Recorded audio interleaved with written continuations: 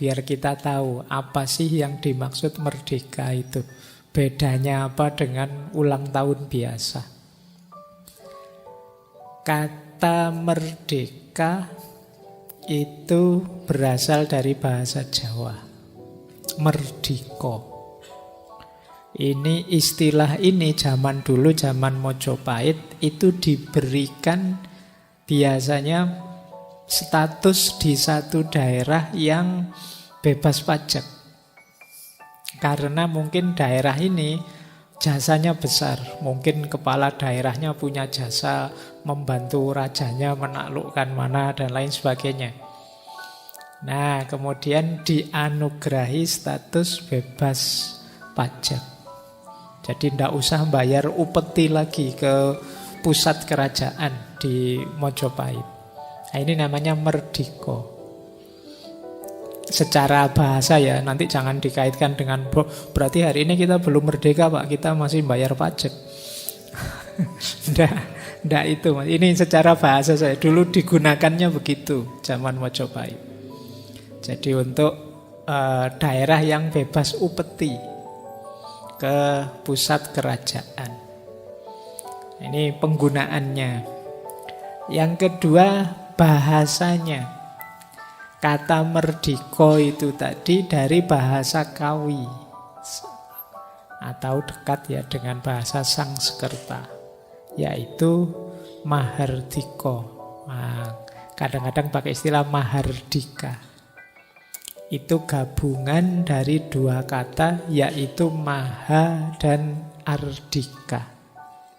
Moho dan Ardiko. Ya moho itu sangat. Ini kan terus diserap dalam bahasa Indonesia. Apa-apa maha. Tuhan itu kan segalanya maha. Maha itu ya berarti menunjukkan sesuatu yang sudah tidak bisa digambarkan lagi dahsyatnya. Itu maha. Jadi maha kuasa, maha bijaksana, maha tahu, dan lain sebagainya. Ya kecuali mahasiswa tentu saja. Nah, ya. Mahardika itu artinya sangat bijaksana, sangat kuat, sangat kaya. Perhatikan ini bukan ilustrasi, tapi memang begitu. Bijaksana, kuat, dan kaya. Orang yang punya kombinasi tiga hal ini dia moho ardiko, maha ardika. Dia orang yang merdeka. Bijaksana itu berarti kepandaian. Jadi orang bodoh tidak bisa dia merdeka. Kemudian kuat. Kuat itu ya berarti dia kalau zaman dulu kesaktian. Kalau hari ini mungkin ilmu, sains, dan teknologi. Orang jadi kuat. Dan yang ketiga kaya. Jadi orang tidak pintar, orang lemah, orang yang serba kekurangan, tidak bisa dia merdeka. Secara harafiah ini. Jadi dengan definisi ini mungkin dari sisi bahasa ini mungkin ya kita belum masuk golongan orang yang merdeka. Wong kita akan merasa, saya aja merasa masih belum terlalu pinter, masih juga punya banyak kelemahan, apalagi kekayaan, wis ndak nutut aku. Nah, dari sisi ini, dari sisi bahasanya saja mungkin ya kita juga belum merdeka. Jadi kalau dari sisi bahasa tadi kan berarti orang yang punya kualifikasi wisdom, power, and wealth. Jadi orang bijaksana, orang sakti, dan orang kaya. Dialah yang merdeka. Ya meskipun makna nanti bisa dipanjang-panjangkan lah. Kayak tadi kesaktian hari ini itu mungkin beda dengan kesaktian dulu. Kalau dulu mungkin kesaktian itu bisa punya keris petir misalnya.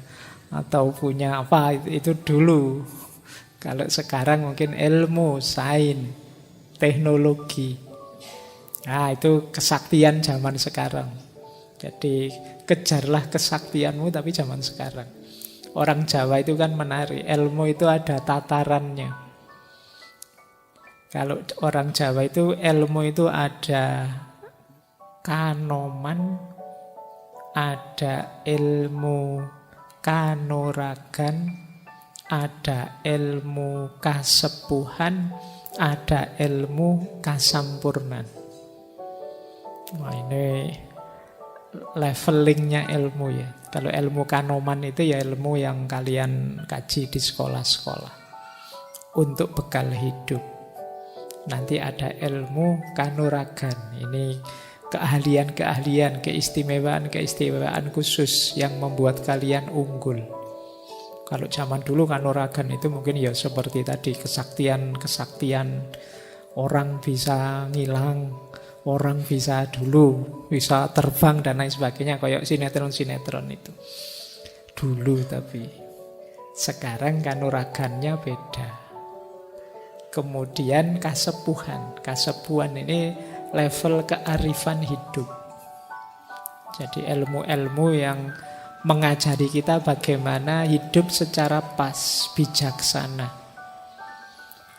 Dan puncaknya ilmu kasampurnan. Kalau ilmu kasampurnan ini ya mungkin kalau di tasawuf ini levelnya sudah makrifat. Baik, ini jenjang keilmuan versi Jawa. Ini dalam rangka menuju kemerdekaan tadi. Sosok yang bijaksana, sakti, dan kaya. Tapi ini makna secara harafiah.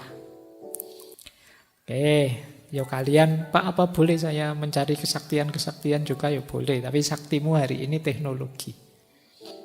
Jadi kepandaian. Kayak teh ini datang tanpa saya ambil, saya minta datang sendiri tiba-tiba. Wah, itu bisa pakai ayat ma'idatan minas sama. Wah, tiba-tiba datang makanan dikasih orang. Oke, baik. Ini kemerdekaan dari sisi penggunaannya dulu kata merdeka dan dari sisi bahasa. Saya lanjut. Sekarang kita ke barat. Kalau dalam tradisi barat ada 4 istilah yang sinonim dengan kemerdekaan. Yang pertama freedom, yang kedua liberty, yang ketiga independent, yang keempat otonomi. Ini beda-beda maksudnya, meskipun semuanya bisa kita terjemahkan sebagai merdeka. Yang pertama freedom. Freedom itu merujuk pada kapasitas individu yang mampu milih, menentukan sendiri nasibnya, membangun sendiri hidupnya. Nah, ini konotasinya freedom. Jadi freedom itu ada konotasi individualnya. Jadi kalau kalian, saya ingin bebas, yang kamu cari itu freedom namanya. Kebebasan individu. Aku tidak mau diatur, Pak. Aku ingin sesuai karepku dewe, sesuai keinginanku sendiri. Itu freedom namanya. Oke ya, nanti penggunaannya biar pas. Yang kedua liberty. Kalau liberty ini sosial. Kalau tadi kan individual. Kalau liberty ini sosial, kondisi masyarakat yang terbuka, bebas, banyak pilihan. Nah, ini yang dijadikan simbol Amerika itu kan, makanya patungnya patung liberty, bukan patung freedom. Berarti di sana itu orang terbuka, ingin jadi apa saja, mau melakukan apa saja bisa. Nah, ini kondisi sosial di tengah masyarakat. Sama dengan independen. Independen juga untuk level sosial. Tapi independen itu konotasinya adalah situasi dari semula terikat sekarang jadi bebas. Itu independen. Makanya hari kemerdekaan ini biasanya terjemahannya Independent Day, bukan Liberty Day. Jadi kondisi kita bebas dari setelah terikat. Itu namanya independen. Beda lagi dengan otonomi. Kalau otonomi itu kebebasan yang diberikan oleh pihak yang lebih tinggi, meskipun kita masih ada di bawahnya. Itu namanya otonomi. Jadi kayak dosen bilang, wes sudah sekarang mahasiswa bebas, mau masuk boleh, mau ndak masuk boleh kuliah misalnya. Kamu kan seneng gitu. Itu namanya kamu diberi otonomi. Kamu mau ngumpul tugas saja atau mau rajin di kelas atau mau apa boleh. Itu kan kalian di kelas kan di bawah kekuasaannya dosen. Oleh dosennya dibebaskan mau apa saja. Ini namanya otonomi. Mendapat otonomi dari pihak yang lebih tinggi. Nah, meskipun masih di bawah kuasa pihak yang lebih tinggi itu. Nah itu freedom, liberty, independent, dan otonomi. Nah sekarang pinter ya, sudah ngerti paling enggak malam hari ini bedanya apa? Freedom, liberty, independent, dan otonomi. Nanti makainya harus pas. Oke, ini istilah dari Barat. Saya lanjutkan lagi. Pokoknya malam hari ini sebentar, tapi kalian mungkin semoga dapat banyak. Nah, kalau Islam, dalam Islam ada dua istilah untuk menjelaskan kemerdekaan. Yang pertama istiqlal, yang kedua hurriyah. Nah, ini kalau kalian buka kamus sama-sama artinya kemerdekaan. Makanya di Jakarta dulu Pak Karno memberi nama Masjid Istiqlal. Itu sebenarnya nama lain dari Masjid Kemerdekaan. Cuma konotasinya beda antara istiqlal dan hurriyah. Maknanya berbeda meskipun kalau diterjemahkan dalam bahasa Indonesia sama-sama mungkin bisa pakai istilah merdeka. Kalau istiqlal itu freedom from, bebas dari sesuatu. Kalau hurriyah itu freedom for, bebas untuk melakukan sesuatu. Nah ini perlu dibedakan juga. Kemarin kalian kan teriak-teriak, saya ingin kebebasan, saya ingin kebebasan. Iya. Mau bebas yang jenis apa? Yang jenis istiqlal atau jenis hurriyah? Kalau istiqlal ini sebenarnya kalau dalam Islam banyak dijelaskan dalam tasawuf. Nanti ada makom sufi, misalnya dijelaskan oleh Ibnu Arabi, makom namanya hurriyah, makom bebas. Nah, istiqlal itu adalah freedom from, jadi bebas dari. Yang dimaksud apa sih? Manusia itu dituntut untuk membebaskan dirinya dari ketergantungan apapun selain Allah. Tidak diperbudak oleh apapun selain Allah.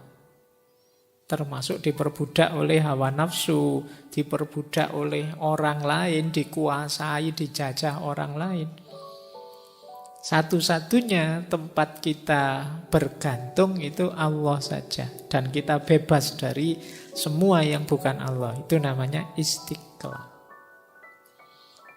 Jadi maka kemerdekaan dari penjajah itu ya istilah kemerdekaannya ya kita mengalami istiqlal, kebebasan. Jadi wisuda lulus terus wah bebas aku dari tugas-tugas dosen. Nah, itu istiqlal. Nah selanjutnya terus kamu bingung. Ini terus mau apa ya habis lulus? Nah itu hurriyah. Jadi selanjutnya mau apa? Kalian bebas sih, tapi kan lebih sulit kalau selanjutnya mau apa itu. Kalau membebaskan diri dari sesuatu kan jelas. Yang mengikat aku ini loh, terus aku bebas. Tapi bebas lebih sulit itu yang freedom for. Bebas untuk apa? Dulu misalnya kita ingin bebas dari Orde Baru misalnya, kan 98 itu dahsyat sekali peristiwanya. Tapi terus kalau sudah itu mau apa? Itu kan terus banyak yang kebingungan saat itu. Jadi bebas dari lebih mudah daripada bebas untuk. Banyak orang yang tidak terlatih kalau sudah freedom for ini. Akhirnya salah-salah pilih. Akhirnya ruwet. Terus penak zaman biyen. Lebih asik yang lalu deh, sekarang tidak enak misalnya. Karena kamu apa? Kamu tidak mampu untuk freedom for ini. Menentukan nasibmu sendiri. Mungkin karena biasa dituntun, biasa diarahkan, biasa ditetapkan dan lain sebagainya. Jalan sendiri, menetapkan sendiri hidupmu tidak bisa. Nah, ini nanti perlu pendidikan. Jadi paling tidak dipahami itu ya, istiqlal itu membebaskan diri dari keterikatan apapun selain Allah. Kemudian hurriyah. Kalau sudah bebas apa? Hurriyah. Bebas melakukan apa? Lakukan 3 hal ini. Ini saya ambil dari konsepnya Ibnu Arabi tadi. Hurriyah itu berarti kita melakukan 3 hal. Ta'alluq, kemudian takhalluk, dan yang ketiga tahakkuk. Jadi tahakkuk, takhalluk, dan ta'alluq. Ta'alluq itu ketika kita bebas dari segala sesuatu, satu-satunya tempat bergantung kita hanya Allah saja. Ini namanya ta'alluq. Menyambungkan hidup kita dengan Allah saja. Ya itu nanti kan hasilnya ta'alluq itu alaqah, hubungan kita dengan Allah. Yang kedua takhalluk. Takhalluk itu mengisi hidup kita dengan akhlak yang mulia, dengan budi pekerti yang baik. Itu namanya takhalluk. Ya di antara budi pekerti yang baik itu ya bi akhlakillah. Makanya ada istilah takhallak bi akhlakillah, berakhlak sesuai dengan akhlak-akhlak mulia utama yang juga dimiliki oleh Allah di level kita tentu saja. Jadi namanya takhalluk. Jadi ta'alluq, takhalluk. Yang ketiga apa? Tahakkuk.